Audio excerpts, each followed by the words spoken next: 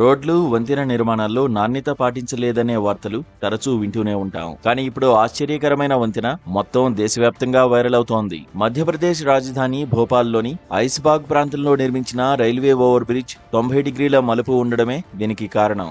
సాధారణంగా వంతెన మలుపులు వాహనాలు సులభంగా తిరగగలిగే మలుపుతో ఉంటాయి. కానీ ఈ బ్రిడ్జ్ మాత్రం ఏకంగా 90 డిగ్రీల మలుపు ఉండడంతో జనాలు షాక్ అవుతున్నారు. భోపాల్ టెంపుల్ రన్ గా నెటిజన్లు కామెంట్ చేస్తున్నారు.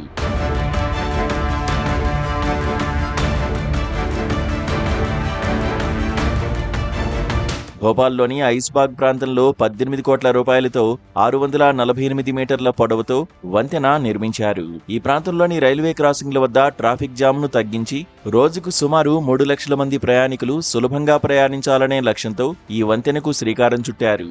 దీనికి ప్లాన్ కూడా వేశారు. అయితే అది మాత్రం 90 డిగ్రీల మలుపుతో ఉంది.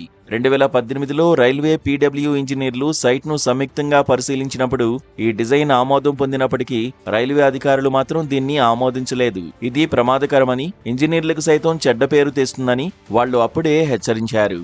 అయినా కూడా పీడబ్ల్యూడీ అదే డిజైన్తో ముందుకు వెళ్లింది. దీంతో ఇప్పుడు ఈ వంతెన తీవ్ర విమర్శల పాలవుతోంది. అయితే స్థల పరిమితులు, రైల్వేతో సమన్వయం లేకపోవడమే ఈ లోపానికి కారణమని పీడబ్ల్యూడీ అధికారులు అంటున్నారు.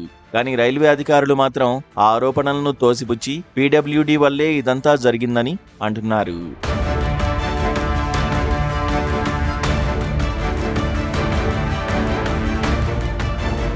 ఈ వంతెనకు సంబంధించిన ఫోటోలు, వీడియోలు వైరల్ కావడంతో ఈ వివాదంపై మధ్యప్రదేశ్ ప్రభుత్వం సీరియస్ అయింది. జూన్ 28న పీడబ్ల్యూడీకి చెందిన 7 ఇంజనీర్లను, 2 చీఫ్ ఇంజనీర్లను సస్పెండ్ చేసింది. ఈ డిజైన్ను ఆమోదించిన రిటైర్డ్ ఇంజనీర్ ఏపీ సింగ్ పై విచారణకు ఆదేశించింది. అలాగే ఈ ప్రాజెక్టులో పాల్గొన్న ఆర్కిటెక్ట్ సంస్థ MS Puneet Chadha, design consultant MS dynamic కన్సల్టెంట్లను బ్లాక్ లిస్ట్ చేసింది.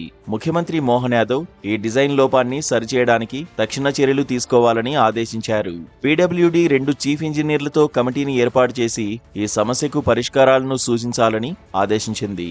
ప్రస్తుతం వంతెన వద్ద స్పీడ్ బ్రేకర్లు, రిఫ్లెక్టివ్ స్క్రిప్ట్స్, అద్దాలు, స్పీడ్ లిమిట్ బోర్డులు, 20 కొత్త స్ట్రీట్ లైట్లు ఏర్పాటు చేసే భద్రతా చర్యలు చేపడుతున్నారు. అలాగే వంతెన వెడల్పును 3 అడుగులు పెంచి మలుపును తగ్గించాలని ప్రతిపాదించింది.